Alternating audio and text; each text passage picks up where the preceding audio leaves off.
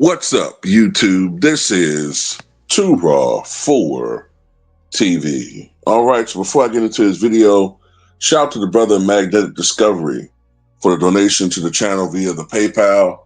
And he has a video request and an observation.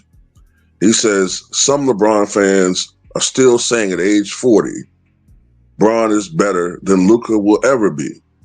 Both average 8 rebounds and 8 assists last season. Luka 28 points per game, Bron 24 points per game, but with a higher percentage.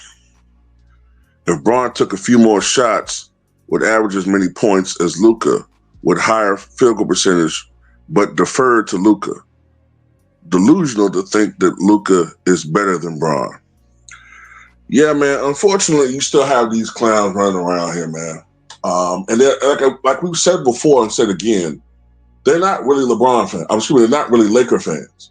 They don't really give a shit about the Lakers. See, right now, these LeBron fans, some of them, most of them, I would say at this point, because they're not really basketball fans, they're praying that the Lakers struggle. They don't give a fuck about the team. They only care about him. And, you know, at this point in time, it's almost like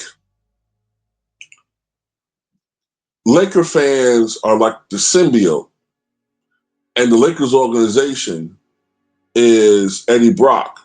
Unfortunately, unlike the symbiote, with Laker Nation, the symbiote has really no positive characteristics. It does nothing positive for you. They're just a drain on you. You know how like the symbiote drains other people's, other than Eddie Brock's, their organs? Like that's what it's doing. It's like literally draining the Lakers organization. LeBron, his son, Clutch, they're all just a drain.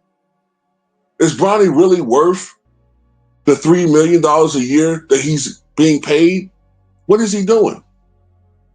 He's not even playing. He's so bad. LeBron is getting paid $53 million to sit on his ass and go chill with Kai Cenat. And these motherfuckers have a nerve to be disgruntled. The Lakers organization has bent over backwards for these clowns.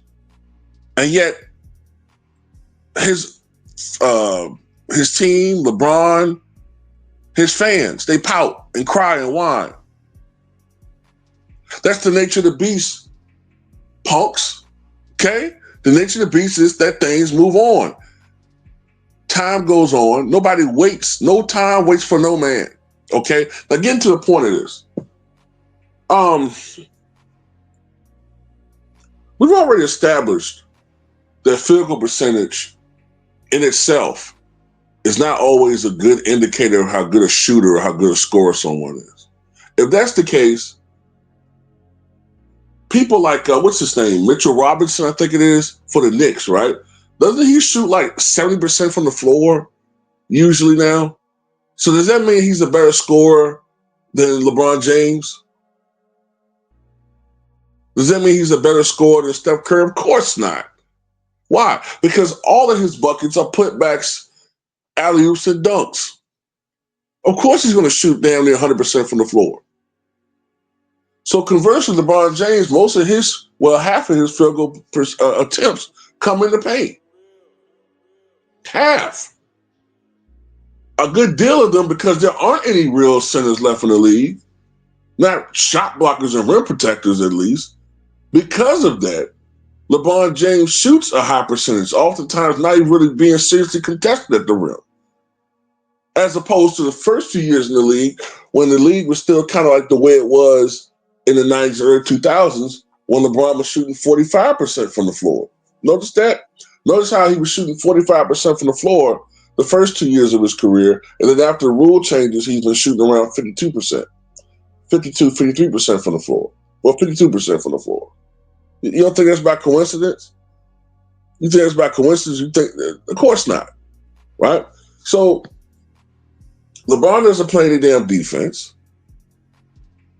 LeBron hasn't done anything of significance as far as winning a championship since arguably the bubble. The last real title he won was going on a decade ago. Luka took a team the Dallas Mavericks to the NBA Finals against a great Celtic team that won 64 games. What are you talking about? Luka Doncic at this state of his career is better than LeBron James. He's more dynamic. He actually makes those around him better. We saw that when LeBron James was out. Austin Reeves never looked that good playing with LeBron James. When this season starts, look how good Austin Reeves looks playing with this guy. Look how good playing with Luka Doncic, DeAndre Ayton is going to look, because I can see it already. Because he's primed. He's the perfect big for Luka Doncic. When it comes to the regular season, Luka Doncic will carry a squad. Do you really think, and even in the postseason, are we forgetting that a 19, 20-year-old Luka Doncic or 20, 21-year-old Luka Doncic was going toe-and-toe with the Clippers basically by himself? The Clippers. You know, the same team that had Paul George when he was close to his prime, Kawhi Leonard close to his prime. Remember that? Luka was beating them at LA. Luka was scoring 40 points with ease on them. They're supposed to have been a good defensive team. What are we talking about here? LeBron James can barely get by goddamn diminutive small guards. Breaking down, flopping all over the place. What are we talking about? LeBron can't carry a squad, man.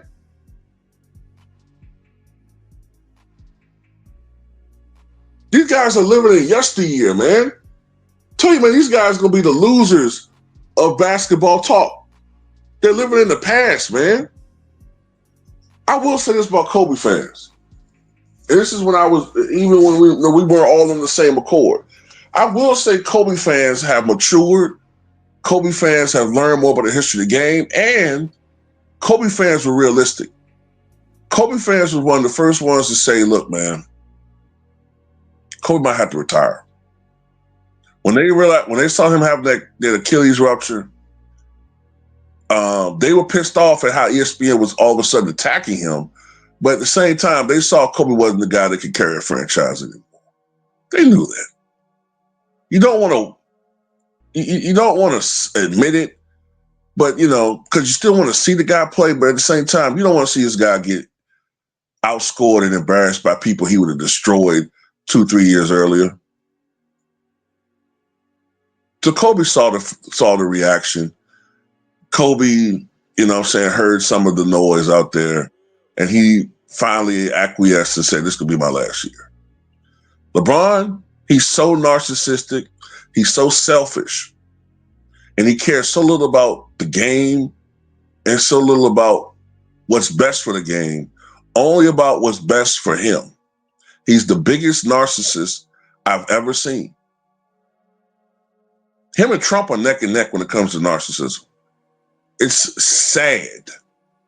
But anyway, that's all I got to say about it, man. Tell me what you guys think. It's ridiculous.